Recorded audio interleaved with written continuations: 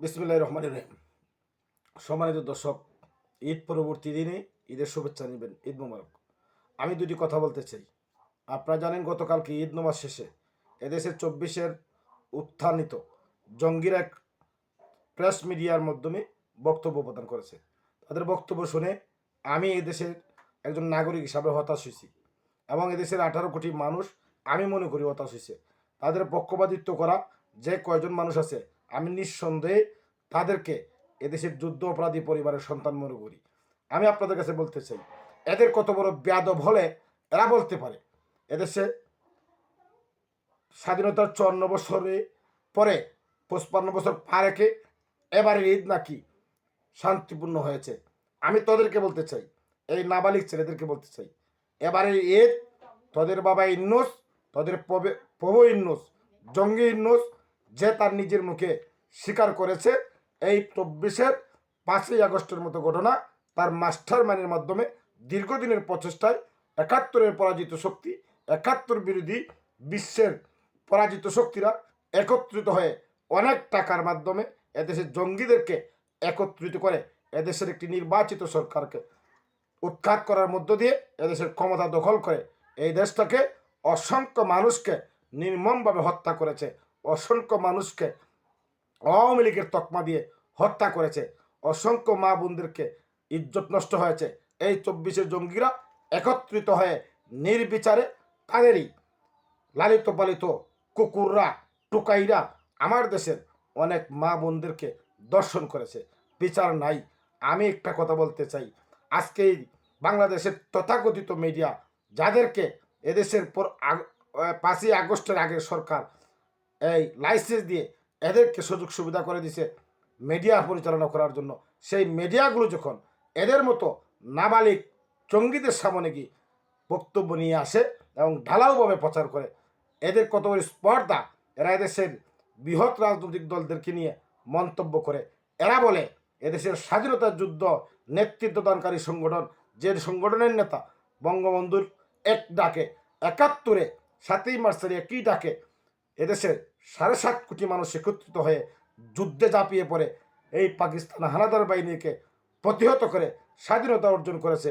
স্বাধীনতা অর্জন করতে গিয়ে অনেক নেতাদের জীবন দিতে হয়েছে, জেল কাটতে হয়েছে। আপনারা জানেন এই জাতির পিতা বঙ্গবন্ধু শেখ মুজিবুর রহমান তার জীবনের 14টি বছর কারাবরণ করেছেন, তার সঙ্গের অনেক নেতা কারাবরণ করেছেন। আই অত কষ্টের এবং রক্তের বিনিময়ে, ইজ্জতের বিনিময়ে অর্জিত বাংলাদেশে এদের মতো ল্যাংটা পোলা পান, এদের মতো জঙ্গিরা, পাকিস্তানির উত্তরসূরিরা আমাদের দেশে নেতৃত্ব দিবে এবং জাতীয় নেতার মতো কথা বলবে, আমার দেশের মিডিয়া প্রচার করবে, এদেশের 18 কোটি মানুষ শুনতে হবে। অবশ্যই আমি মনে করি এই দেশের নাগরিক হিসাবে এটা একটা ন্যাক্কারজনক ঘটনা, দুঃখজনক ঘটনা, আমাদেরকে হতাশ করে। তাই আমি বলতে চাই, এখনই সময় এসেছে এই জঙ্গি ইন্নুস এবং তার এই জঙ্গি নাহিদ, সার্জিজ, হাসনাত আবদুল্লাহ, নাসির পাটোয়ারু, সজীব ভুইয়া, হান্নান মাসুদের মতো কুলঙ্গারদেরকে প্রতিহত করে সকল প্রগতিশীল রাজনৈতিক স্বাধীনতার পক্ষের রাজনৈতিক দলের জাতীয় নেতা থেকে শুরু করে তৃণমূলের নেতারা একত্রিত হয়ে এখনই সময় এসেছে তাদেরকে জারুপিটা করে এদেশ থেকে তরাই বিদায় করে আমরা আমাদের স্বাধীনতা রক্ষা করি এবং এদেশের মানুষের জানমালের নিরাপত্তা নিশ্চিত করি। এদেশের মানুষের, সাধারণ মানুষের মালিকানা তাদের হাতে বুঝিয়ে দেই। এদেশের মানুষ ভোটের মাধ্যমে এদেশের নেতা নির্বাচিত করবে। আমার কাছে আশ্চর্য লাগে, এদেশের স্বাধীনতাকামী মানুষ আপনারা কেন চুপ? আপনারা তো বীরের জাতি, আপনারা যুদ্ধ করে এ দেশটা অর্জন করেছেন। এদের মতো এই নাবালিক ছেলেরা এদেশে বক্তব্য দিবে, নিজেকে জাতীয় নেতা মনে করবে এবং এদেশের গাড়ে চেপে এত 9 মাস যাবৎ বসে যাবে।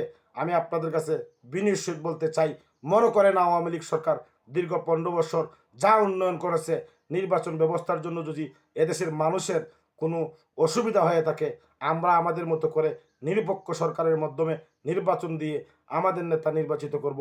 তারপরও আমরা স্বাধীনতার পক্ষের শক্তিকে সিলেক্ট করে আমাদের দায়িত্ব দিব।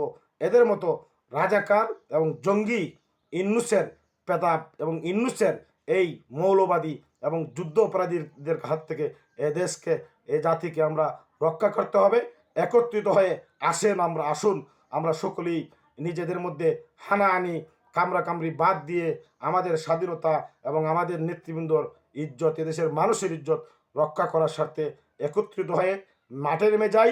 এদেরকে ঝাড়ু পিটা করে বিতাড়িত করে আমাদের স্বাধীনতা আমরা রক্ষণাবেক্ষণ করি, এই আশা এবং প্রত্যাশাকে সকলকে ঐক্যবদ্ধ হয়ে মাঠে নামার আহ্বান জানিয়ে আমি আমার সংক্ষিপ্ত বক্তব্য এখানে শেষ করলাম। বাংলাদেশ চিরজীবী হোক, জয় বাংলা।